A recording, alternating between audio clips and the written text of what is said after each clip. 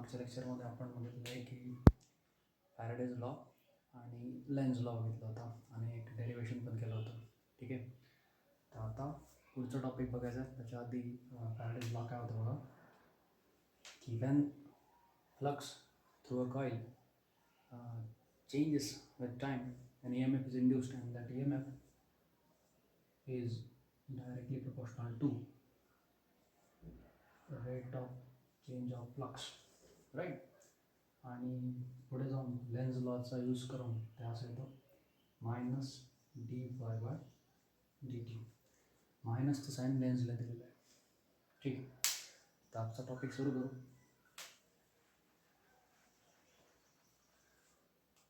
Self inductance.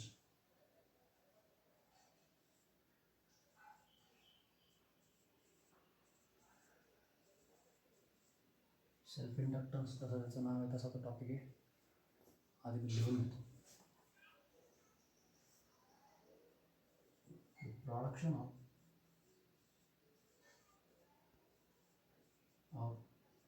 induced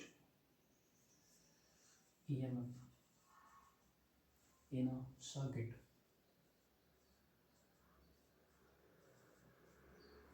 itself due to a change in the magnetic flux.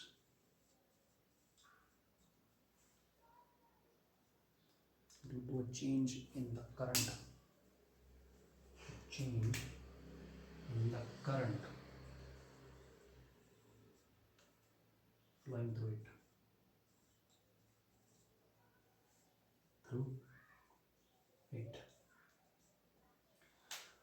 की बघा एकदम simple आहे. एक कॉईल कन्सिडर करू, सर्किटला कॉईल जे काय असेल. ठीक आहे, समजा की आहे एक बॅटरी दाखव.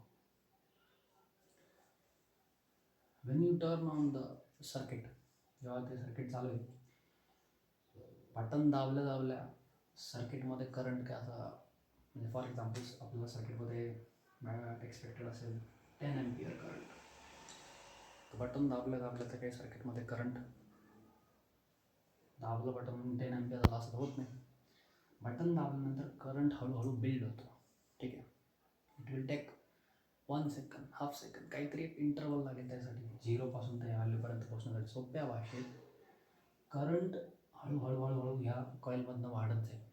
आता आपल्याला एक गोष्ट माहिती की ज्या कॉईलमधनं करंट वाहतो ती कॉईल किंवा ते क्लोज सर्किट एखाद्या मॅग्नेटसारखं काम करतं. काल आपण बघितलं होतं की जर एखाद्या सर्किटमधनं करंट वाहतोय तर त्याला पण एक नॉर्थ पोल, त्याला पण एक साऊथ पोल. म्हणजे याच्यातनं काहीतरी मॅग्नेटिक फ्लक्स बाहेर पडतील. ज्या वेळेला या सर्किटमधनं करंट व्हायला लागेल त्यावेळेला ते सर्किट मॅग्नेटिक डायपोल बनून जाईल. ती कॉईल तर कुठल्या तरी बाजूला नॉर्थ पोल असेल, कुठल्या तरी बाजूला साऊथ पोल असेल, लाईक दिस. ठीक आहे, म्हणजे त्याच सर्किटमधनं वाहणाऱ्या करंटमुळे त्याच सर्किटसोबत लिंक झालेले काही मॅग्नेटिक फ्लक्स आहेत. ओके, तर ज्या वेळेला त्या सर्किटमधनं वाहणारा करंट कमी जास्त वाढेल कन्सिडर करा, तर त्यावेळेला याच्यातून जाणारे फ्लक्ससुद्धा चेंज होते. म्हणजे सोप्या भाषेत एखाद्या सर्किटमधनं वाहणारा करंट चेंज झाल्यामुळे त्याच्यातनं जाणारे फ्लक्स चेंज होतात आणि त्या फ्लक्स चेंज होण्यामुळे फॅरेडे म्हणतो त्याप्रमाणे त्याच्यात काय इंड्यूस होतो, EMF. ओके, आणि त्याच कॉन्सेप्टला म्हणतो सेल्फ इंडक्टन्स. सिंपल गोष्ट. त्यासाठी गरजेचं काय, करंटमध्ये चेंज झाला पाहिजे. ठीक आहे, production of induced EMF in a circuit itself, त्याच सर्किटमधनं वाहणाऱ्या करंटमध्ये बदल झाल्यामुळे इंड्यूस होतं एक EMF. ठीक आहे, तर ही ॲक्च्युली डेफिनेशन नाही आहे, ही जस्ट एक वाक्य आहे जी थोडे कॉन्सेप्टचे इंट्रोडक्शन देत आहे. पण बघू ओरिजिनल वाक्य काय, डेफिनेशन काय.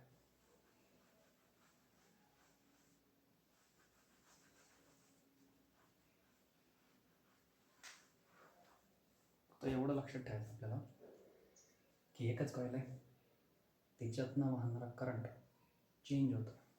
करंट स्टेबल नाही आहे. करंटच्या वाहण्यामुळे ती कॉईल किंवा ते लूप किंवा ते क्लोज सर्किट त्याला स्वतःचं मॅग्नेटिक फील्ड आहे. त्याच्यातनं स्वतःमधनं जाणाऱ्या मॅग्नेटिक फील्डच्या काही लाईन्स आहेत. करंट कमी असताना कमी लाईन्स असतं, करंट जास्त असताना जास्त लाईन्स जातात त्याच्या स्वतःमधून. तर ज्या वेळेला तो करंट चेंज होईल, नंबर ऑफ लाईन्स त्याच्यातनं जाणार चेंज होतील आणि त्याच्या स्वतःमध्येच तेव्हा काय निर्माण होईल, एक इंड्युस्ड EMF. ठीक आहे. Let phi be the flux linked with a circuit. Linked म्हणजे त्याच्यातून जाणार फ्लक्स पासिंग थ्रू म्हणतो आपण. Linked with a circuit at an instant and the corresponding current, त्याच वेळेला corresponding current, त्याच्यातनं किती करंट वाहत होता, corresponding current flowing through the circuit. The circuit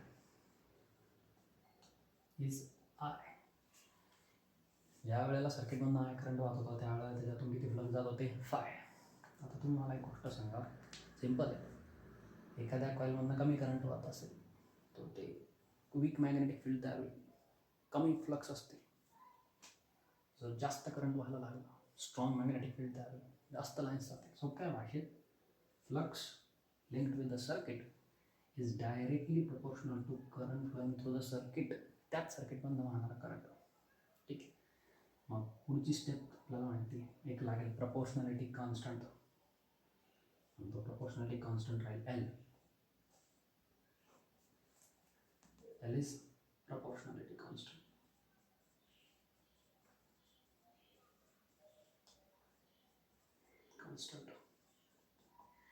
आणि त्या प्रपोर्शनॅलिटी कॉन्स्टंटलाच म्हणतात सेल्फ इंडक्टन्स, L. त्या म्हणतात त्याला सेल्फ इंडक्टन्स. ची डेफिनेशन बघा कशी तयारी. L इज इक्वल्स टू काही फाय अपॉन I. आपण याची डेफिनेशन्स लिहिणार आहे. Self inductance is defined as the ratio of magnetic flux passing through a coil or circuit to the current flowing in the circuit. एखाद्या सर्किटशी link असलेले त्याच्यातनं जाणारे फ्लक्स आणि त्याच्यातनं जाणारा करंट यांचा रेशो म्हणजे त्याचा सेल्फ इंडक्टन्स. ओके, ठीक आहे. डेफिनेशन लिहितो, बघून एकदा.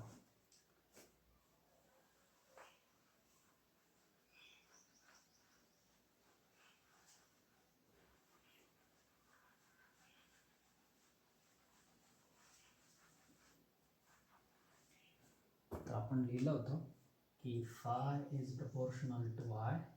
प्रपोर्शनॅलिटी कॉन्स्टंट होता L, त्याला सेल्फ इंडक्टन्स म्हणतात. त्यामुळे आपण लिहू शकतो L is equals to pi upon I. Definition काय लिहिणार बघा. सेल्फ इंडक्टन्स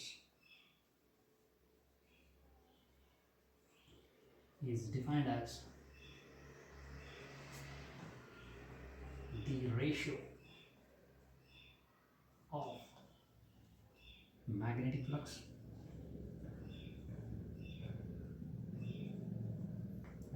कोणते, linked किंवा passing through, linked with circuit. Circuit म्हणजे coil, loop. linked with the circuit to the magnetic flux linked with the circuit to the current flowing in the same circuit. The current flowing in the same circuit.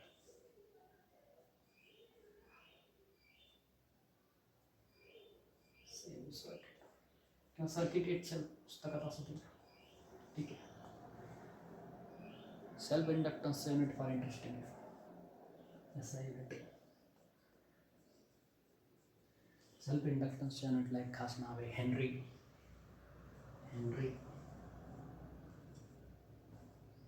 Symbol आहे capital H. काय symbol आहे, H. H for Henry. ठीक आहे.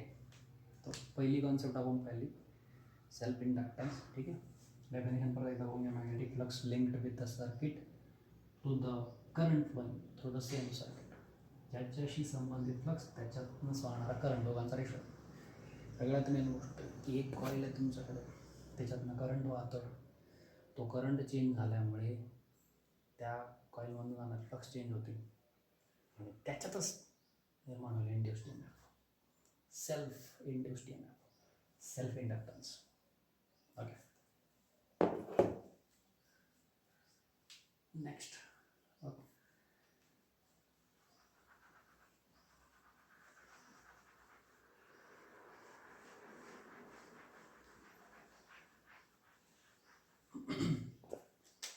फॅराडेच्या लॉमध्ये वापरून मग आपण हे फॅराडेचा लॉ काय सांगतो, E is equals to minus d∅/dt.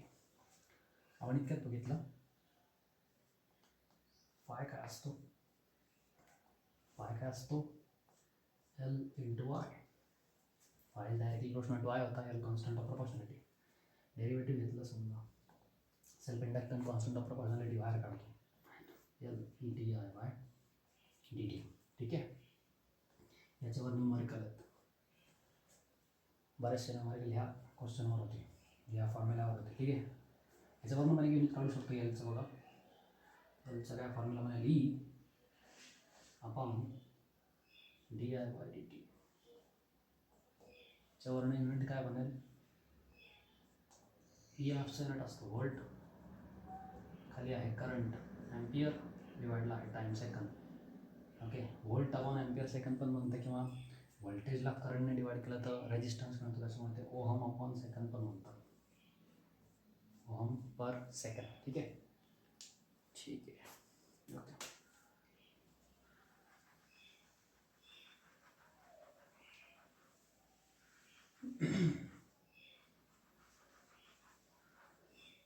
तर या चॅप्टरमधलं सगळ्यात मेन डेरिवेशन जे फक्त आपण आता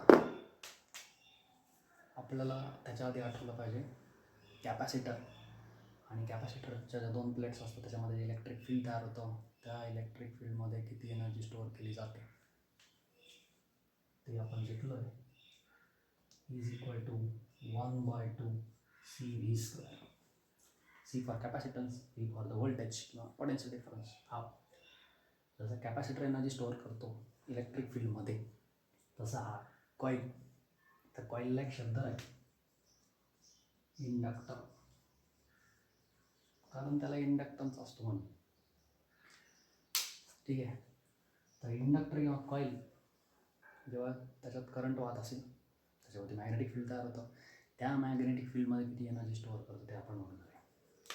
आधीच सांगून ठेवतो ते कसं असेल. इलेक्ट्रिक पोटेन्शियल एनर्जी ही मॅग्नेटिक पोटेन्शियल एनर्जी किंवा मॅग्नेटिक एनर्जी 1/2 इथे पण राहील, कॅपॅसिटन्सच्या ऐवजी राहील इंडक्टन्स, व्होल्टेजच्या ऐवजी राहील करंट, त्याचा स्क्वेअर. हे डेरिवेशन आपण करतो, एकदम सिंपल. हेडिंग देतो आधी, energy store in a magnetic field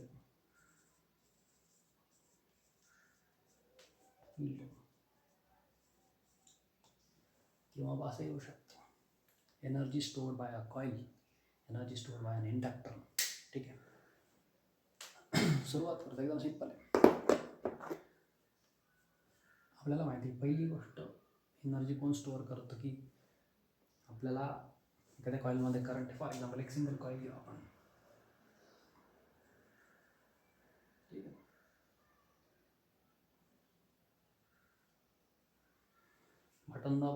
button दाबल्या समजा सर्किटमधून 10 अँपिअरपर्यंत आपण करंट आपल्याला एक्सपेक्टेड.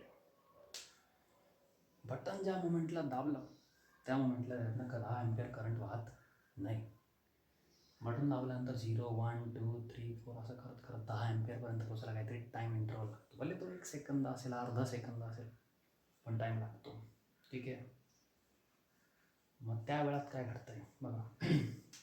समजा झिरोपासून करंट वाढायला चालू झालं, 1 अँपियर, पुढच्या मोमेंटला 2 अँपियर, पुढच्या मोमेंटला 3 अँपियर. ह्या कॉईलमधनं जाणारा करंट जसा वाढतोय, सोप्या भाषेत चेंज होतोय, तर त्या कॉईलमध्ये जे मॅग्नेटिक फील्ड तयार होतं काढायला गेलं तर, ठीक आहे ना, कमी करंट असताना कमी लाईन्स, जास्त करंट असताना जास्त लाईन, त्याच्या स्वतःमधनं जाणार आहे, त्याचं स्वतःचं मॅग्नेटिक फील्ड आहे. तर करंट जसं वाढत जाईल मॅग्नेटिक फील्ड स्ट्रॉंग होत जाईल, जास्त लाईन्स पास होतील. म्हणजे आता ह्याच कॉईलमध्ये काय तर होणार आहे, फॅराडेच्या लॉप्रमाणे इंड्युस्ड EMF, कारण त्याच्यातनं जाणारे फ्लक्स चेंज होता म्हणून. आणि आपल्याला लेन्झने ते सांगितलं की induced EMF opposes the change, की जे चेंजेस होत आहे फ्लक्समध्ये ज्याच्यामुळे तो इंड्युस्ड EMF निर्माण होतो, त्या चेंजेसलाच तो इंड्युस्ड EMF काय करतो, अपोज करतो. म्हणजे सोप्या भाषेत हा जो करंट आपण वाढवतोय हळूहळू हळूहळू, त्या करंटच्या वाढण्यामुळेच इंड्युस्ड EMF निर्माण होतो. तो इंड्युस्ड EMF ह्या करंटला वाढू देणार नाही म्हणजे अपोज कर. म्हणजे सोप्या भाषेत करंटला वाढवायचं असेल, जे की आपल्याला 10 अँपियरपर्यंत न्यायचं आहे, त्याच्यासाठी बॅटरीला ताकद लावावं लागेल किंवा वर्क डनची गरज आहे. So the work done to build the current, करंटला वाढवण्यासाठी केलेलं वर्क डन त्या मॅग्नेटिक फील्डमध्ये स्टोअर केलं जातं as an energy, potential energy किंवा मॅग्नेटिक एनर्जी. ती काढायची आहे. म्हणजे आपल्याला काढायचं फक्त करंटला वाढवण्यासाठी किती वर्क डन करावं लागेल, फक्त वास. ठीक आहे,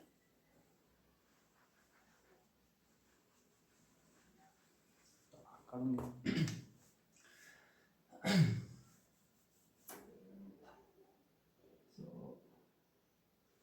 सुरुवात करतो.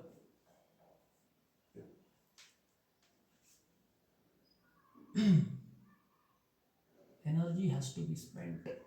Energy has to be spent. खर्च करावे लागते. To build करंट आहे, to build करंट आहे. फायनल करंट कितीपर्यंत वाढवायचं आहे, आहे बिल्ड करंट आहे. Through a coil of self inductance, रस पडणार आहे की ज्या कॉईलचा सेल्फ इंडक्टन्स मारलेला आहे त्याच्यातनं फायनल करंट पास करायचा. पण तो काय लगेच वाढवताना हळूहळू वाढवत जावं लागेल. वाढवण्या त्या प्रोसेस दरम्यान, ड्युरिंग द प्रोसेस जितकं वर्क डन करणार आपण, जितकी एनर्जी खर्च करणार ते कॅल्क्युलेट करतो. ओके, ठीक आहे. तर आपण आता सुरुवात करू EMF. Let at an instant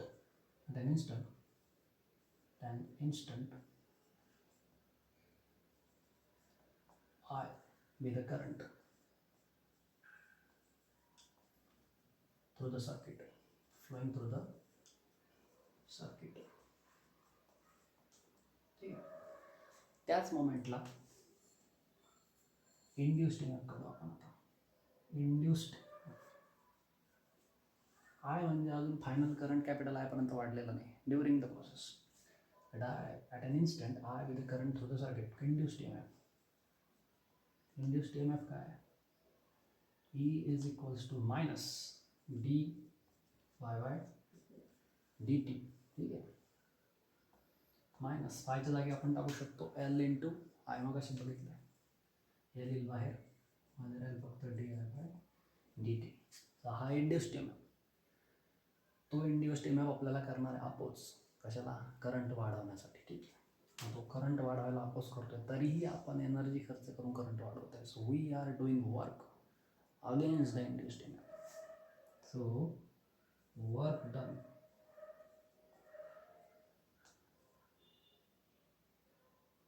to move small charge dq. त्याला करंट वाढवायचा आहे, करंट पास करायचा म्हणजे चार्ज जास्त फ्लो करायचा आहे, चार्जला पुश करायचं ना. You have to push the charge against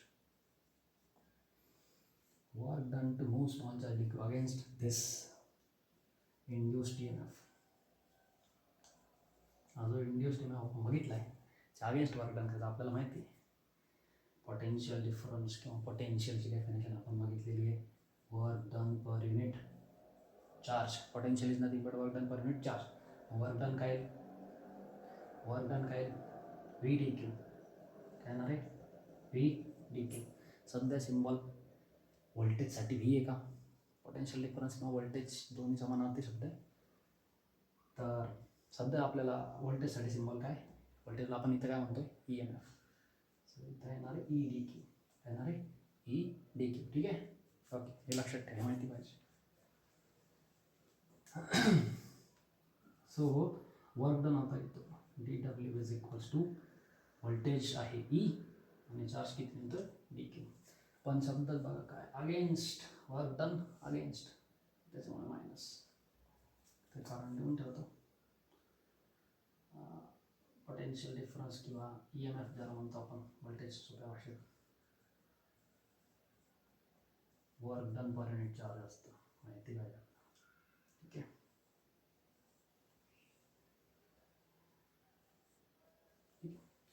किंमत टाकू. मायनस ईची किंमत आहे minus L D I by D T. D I by D T पुढे आहे D Q. Minus minus plus काय शिल्लक राहिला L D I by D T into D Q. पुसतोय वरती येत आहे बघून घ्या. सुरुवात केली आपण की सांगून दिलं की करंट वाढवायचं आहे तर मेहनत लागेल. इंड्युस्ड ई एम एफ बघितला, नंतर त्या इंड्युस्ड ई एम एफच्या अगेन्स्ट वर्क डन करायचं, त्या वर्क डनचा फॉर्म्युला लिहिला आहे, त्याच्यात ई एम एफची किंमत टाकली. अगेन्स्ट वर्क डन करतो आहे म्हणून वर्क डनच्या फॉर्म्युल्यात पण काय आलं आहे मायनस. त्या मायनसने ई एम एफच्या मायनसला कट केला. ठीक आहे ओके, काय शिल्लक आहे बघून घ्या.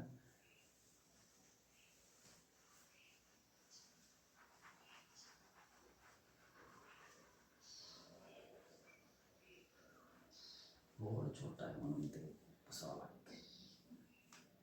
ठीक आहे work done. Work done is equals to किती एल आहे डी आय आहे D q by D t लिहितो. हा डी टी याच्या खाली लिहितो d q by D T. पुढे आहे डी आय, याला बाजूला लिहिलं, याच्या खाली डी टी. ठीक आहे D q by D t काय असतं charge flowing per unit time, that is current. L हा झाला करंट आय, पुढे आहे डी आय. आय म्हणजेच current flowing per unit time. ठीक आहे ठीक आहे. छोटंसं work done, total work done. So total work done to build current from 0 to I. Current आपण 0 पासून कॅपिटल आय पर्यंत वाढवतो. So the total work done is integration of the small work done 0 पासून आय पर्यंत. L is the constant of proportionality wire I D I. काय याला x D एक्सचं integration x पर bye 2 असतं, तसं याचं इंटिग्रेशन काय एल आयचं इंटिग्रेशन येईल I square upon 2 0 पासून कॅपिटल आय पर्यंत. अपर लिमिट टाका. अपर लिमिट आहे कॅपिटल आय, लोअर लिमिट तर 0च आहे, काहीच करायची गरज नाही. सो हे जे वर्क डन आलं याला असं लिहितो आहे 1/2 एल इंटू कॅपिटल आयचा स्क्वेअर. हे जे वर्क डन आहे this work done is the energy stored in the magnetic field. So this work done is equal to energy stored in magnetic field. कोणता मॅग्नेटिक फील्ड? कॉईल बनणं current व्हायला लागेल तेव्हा coil magnet बनेल का dipole बनेल का magnetic field.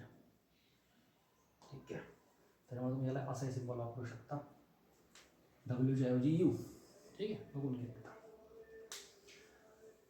D q by D टीला करंट आहे केला तो dt ॲक्च्युली याच्या खाली होता, इथे घेतला आणि इंटिग्रेट केला होता. जसं कॅपॅसिटरमध्ये येतं 1/2 CV², एकदम ॲनालॉगस 1/2LI². लक्षात ठेवा.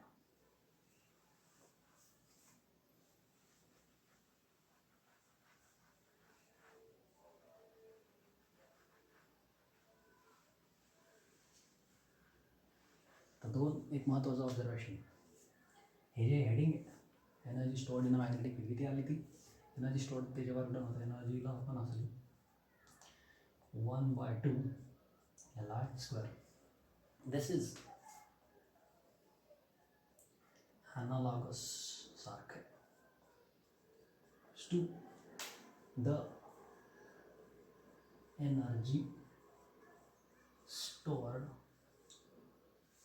in electric field.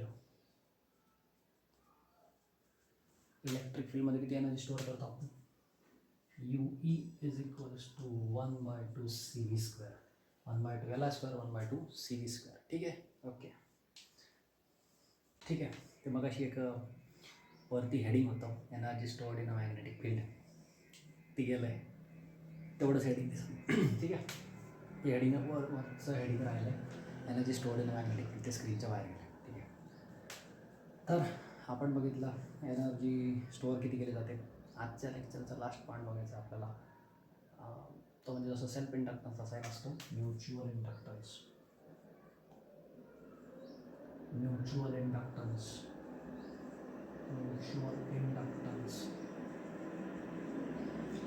दोन कॉईल असतात. सेल्फ इंडक्टन्सचा सिम्बॉल होता L, याचा सिम्बॉल राहील M. म्युच्युअल इंडक्टन्स विचार करा, दोन कॉईल आहेत,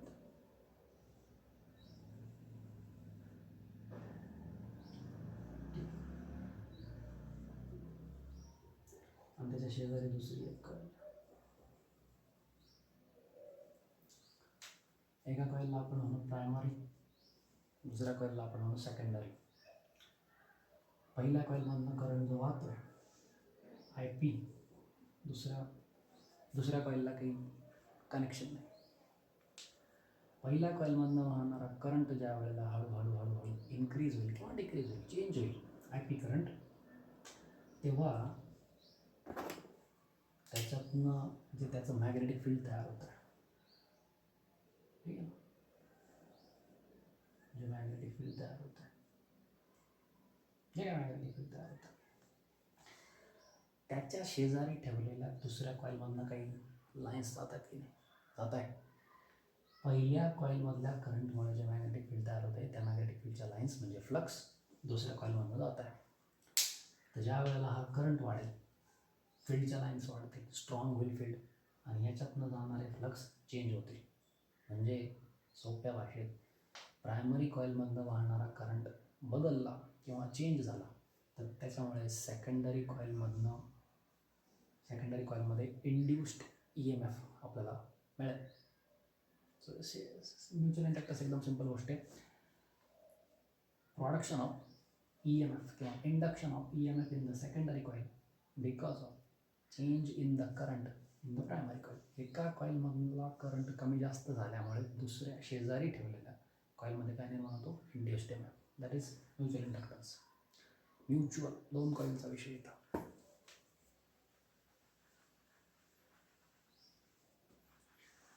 तर एकदम simple, flux, magnetic flux linked with secondary coil.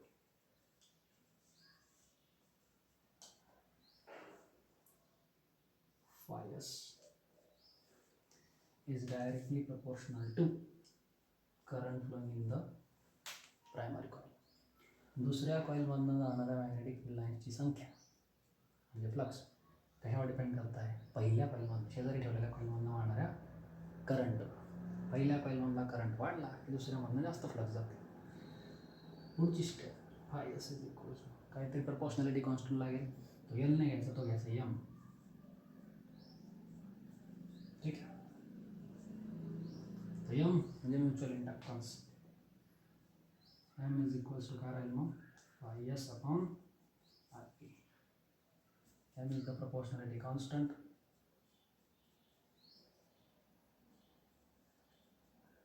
Okay, and there's an okay. It's called mutual inductance.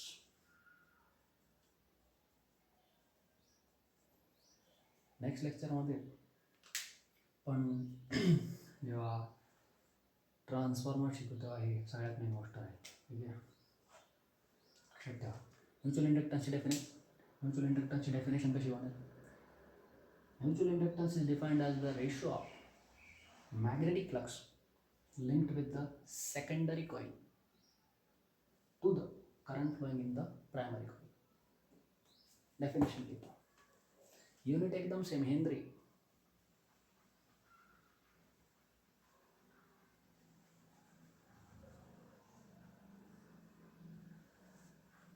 Definition: mutual inductance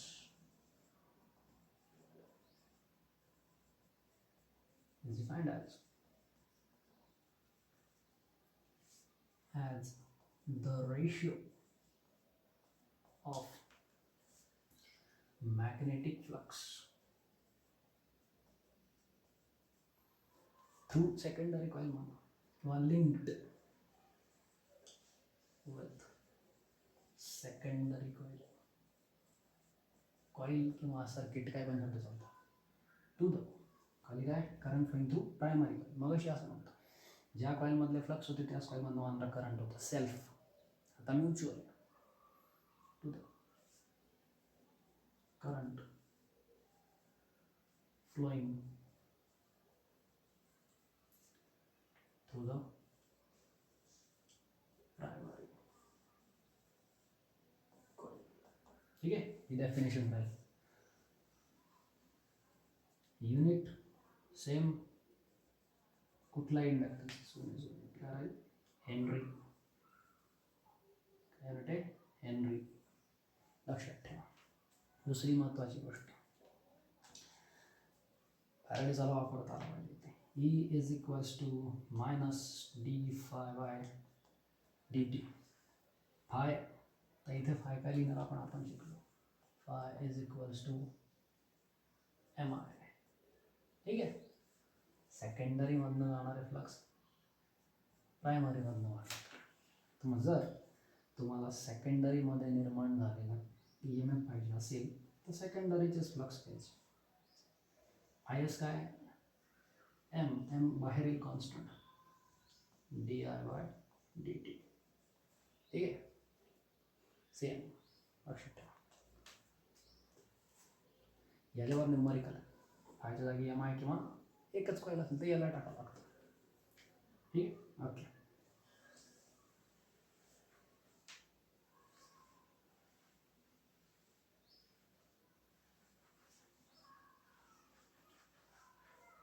पुस्तकात असं पण दिलं आहे, 2 कॉईल आहेत. Coil number 1, coil number 2. ठीक आहे, पहिल्या कॉईलमधनं वाहणारा करंट असेल, बॅटरी वगैरे मी दाखवून देऊ.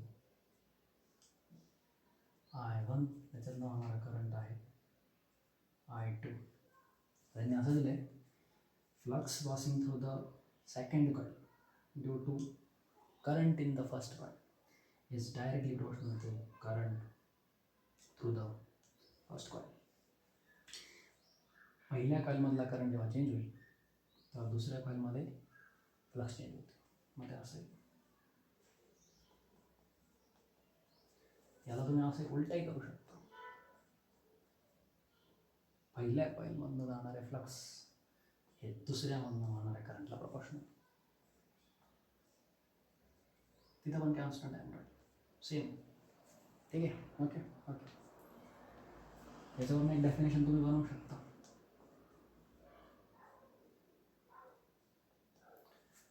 Mutual inductance is defined as the magnetic flux passing through second coil to the current flowing through the first coil.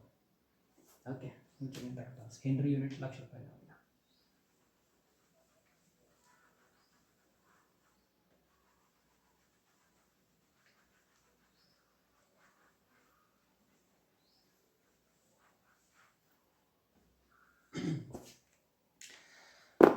छोटासा पॉईंट सांगतो, न्यूमेरिकलला कामात येईल असा. Coefficient of coupling.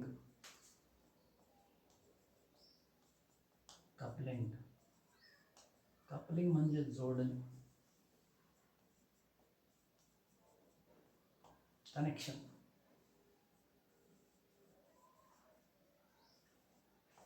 ठीक आहे. बघा, ते फक्त एक फॉर्म्युला दिलेला आहे की तुमच्याकडे 2 कॉईल आहेत, प्रायमरी सेकंडरी. पहिल्या कॉईलमधनं करंट चेंज होतं, त्यामुळे दुसऱ्या कॉईलमध्ये फ्लक्स निर्माण होत आहे, फ्लक्स चेंज होत आहे, इंड्यूस्ड ईएमएफ होतं. पण दोन्ही कॉईल्समध्ये अंतर किती आहे, मध्ये मीडियम कोणतं आहे, पहिल्या कॉईलच्या मध्ये कुठलं मटेरियल आहे, दुसरे कॉईल मटेरियल म्हणजे एखाद्या कोअरवरती गुंडाळलेले असतं ना कॉईल. तर ह्या सगळ्या गोष्टींचा विचार करून एक नंबर काढला जातो, ज्याला युनिट नाही, युनिटलेस नंबर, त्याला म्हणतात कोएफिशियंट ऑफ कपलिंग. ते पुस्तकात असं दिलं आहे, it is a measure of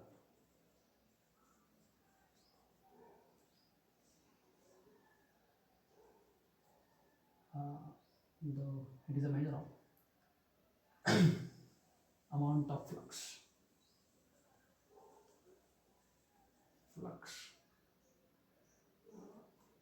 that reaches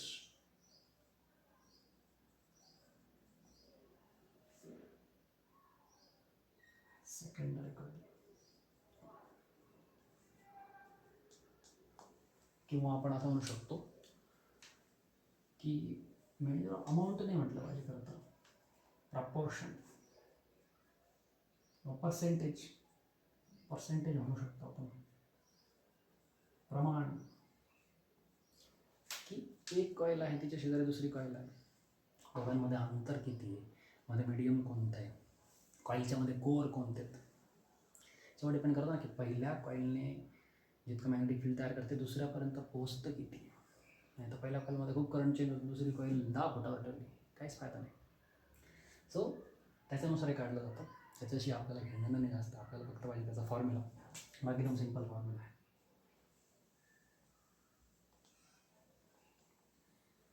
दोन कॉईल आहेत म्हणजे त्यांचा म्युच्युअल इंडक्टन्स असेल एम. दोन ज्या कॉईल आहेत, दोन्ही सेपरेट कॉईलला स्वतःचा सेल्फ इंडक्टन्स पण राहील. एकाचा सेल्फ इंडक्टन्स आहे L1, दुसऱ्याचा आहे L2, दोघे टाकले स्क्वेअर रूटमध्ये. So M is equals to, इथे असतो कॅपिटल के, हा जो कॅपिटल के आहे त्यालाच म्हणतात कोएफिशियंट ऑफ कपलिंग. ठीक आहे. मग केचा फॉर्म्युला असा बनतो M upon square root of L1 and L2. Numerical बघणार आहे आपण याच्यावर. दोन्ही कॉईलचा म्युच्युअल इंडक्टन्स आणि स्क्वेअर रूटमध्ये आहेत दोन्ही कॉईलचे सेपरेट सेल्फ इंडक्टन्स. ठीक आहे. केला युनिट नसतं, पण के शक्यतो सांगतो ना पर्सेंटेजमध्ये सांगतात. जितका के जास्त, केची व्हॅल्यू जितकी जास्त तितकं त्या दोन कॉईल्समधलं कपलिंग स्ट्रॉंग असतं. एका कॉईलने निर्माण केलेले फ्लक्स किंवा मॅग्नेटिक फील्ड दुसऱ्यापर्यंत चांगल्या प्रकारे पोहोचतं आहे, कपलिंग चांगली, कनेक्शन चांगलं आहे. ठीक आहे.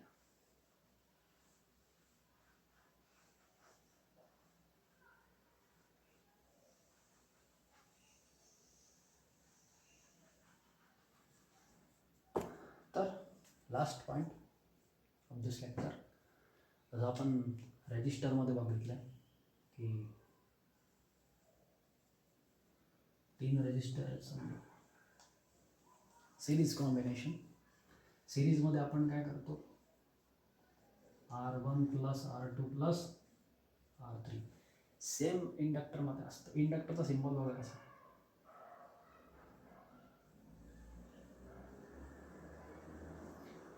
याचा सेल्फ इंडक्टन्स असेल L1, याचा असेल L2, याचा असेल समजा L3. Then the series combination किंवा इक्विव्हॅलंट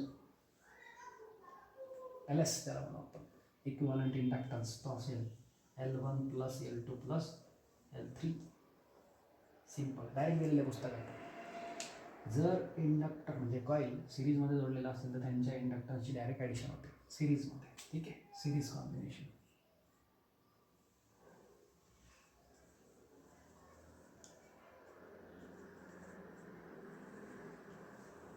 ठीक आहे. Direct addition. पॅरललमध्ये कसं राहील, रेजिस्टर सारखं reciprocal parallel combination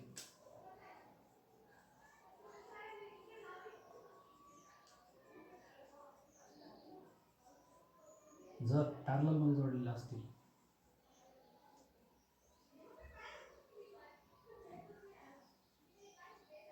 L1, L2, L3, then the equivalent inductance 1 upon formula काय formula 1 upon LP for parallel inductance equivalent 1 upon LP is equals to 1 upon L1 plus 1 upon L2 plus 1 upon L3 जितके असतील तितके 3 एक तर 3 same to same resistor कॅपॅसिटरमध्ये उलटं असतं फक्त ठीक आहे. इथं आजचं लेक्चर आपण थांबू. आपण बघितलं आहे self inductance, energy stored in inductor किंवा energy stored in magnetic field आणि म्युच्युअल इंडक्टन्स आणि थोडंसे शेवटी कोएफिशियंट ऑफ कपलिंग आणि सिरीज पॅरललचे फॉर्म्युले. ठीक आहे, थांबतो आपण इथं.